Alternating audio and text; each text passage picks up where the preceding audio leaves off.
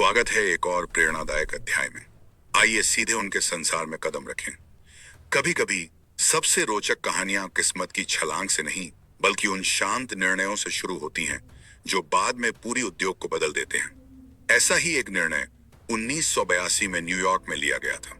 कराची की व्यस्त सड़कों या पाकिस्तान की कॉरपोरेट सत्ता के गलियारों से बहुत दूर एक युवा व्यक्ति ने कोलंबिया यूनिवर्सिटी से अभी अभी कदम बाहर रखा था।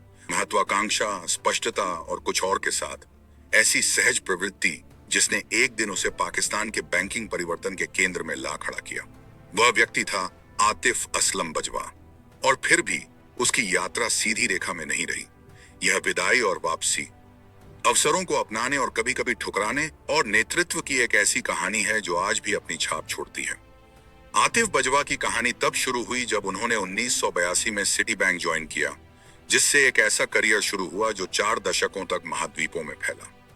शुरुआती दिनों से ही उन्हें साधारण बैंकर नहीं बल्कि वैश्विक दृष्टिकोण वाले रणनीतिकार के रूप में पहचाना गया।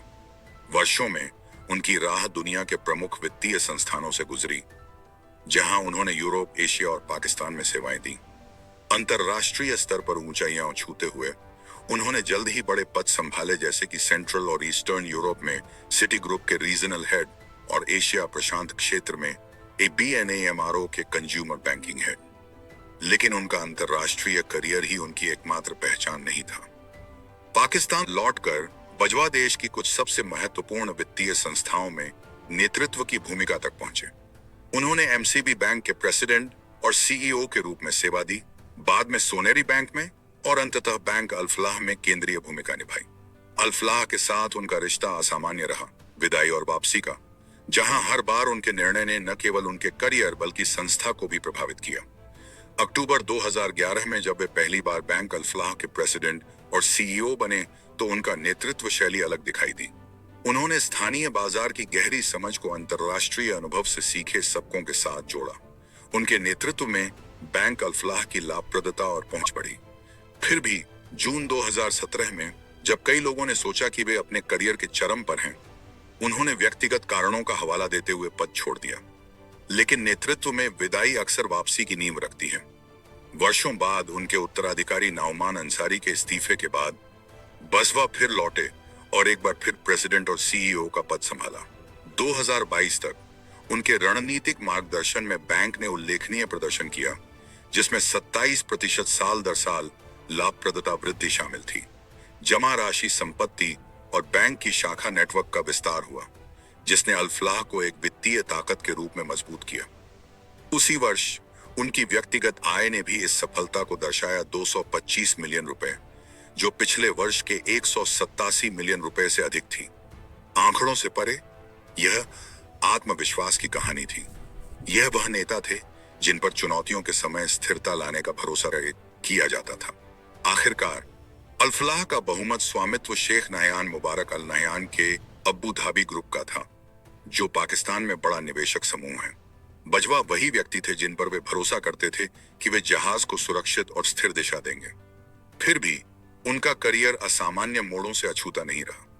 जनवरी 2020 में बैंक अल-फलाह में फिर लौटने से पहले बजवा को बैंक ऑफ पंजाब के प्रेसिडेंट और CEO के रूप में नियुक्त किया जाना था, लेकिन अंतिम समय में उन्होंने व्यक्तिगत कारणों से यह प्रस्ताव ठुकरा दिया। उस एक निर्णय ने बैंक ऑफ पंजाब को नेतृत्व संकट में डाल दिया, जबकि उनका सावधानी पूर्वक निर्णय लेने वाला व्यक्तित्व और भी मजबूत हुआ। लेकिन बजवा की पहुंच केवल बैंकिंग तक सीमित नहीं रही। दशकों में उन्होंने प्रभावशाली संगठनों का नेतृत्व किया, जैसे पाकिस्तान बिजनेस काउंसिल, जहां उन्होंने आर्थिक सुधारों को आगे बढ़ाया, और overseas investors chamber of commerce industry, जहां उन्होंने वैश्विक निवेशकों के साथ पुल बनाए। उन्होंने उद्योग और जनहित दोनों की आवाज के रूप में सेवा दी, अक्सर निजी व्यवसाय की जरूरतों और राष्ट्रीय आर्थिक एजेंडा के बीच संतुलन बनाए रखा। एक निदेशक के रूप में उनकी भूमिकाएं भी उनके व्यापक प्रभाव की कहानी बताती हैं। वर्तमान में वे एक साथ विभिन्न उद्योगों में नेतृत्व कर रहे हैं या बोर्ड्स में शामिल हैं। Packages limited, Pakistan oxygen limited, Khushhali bank, Avant hotels, PIA investments, RHC operating LLC, Minhal France SA। Pakistan में बहुत कम पेशेवर ऐसे हैं जिनकी पकड़ बैंकिंग, व्यवसाय और सामाजिक पहलों तक फैली हुई है। उनकी उपलब्धियों के पैमाने के बावजूद बजवा के करियर का एक पहलू विशेष रूप से ध्यान खींचता है।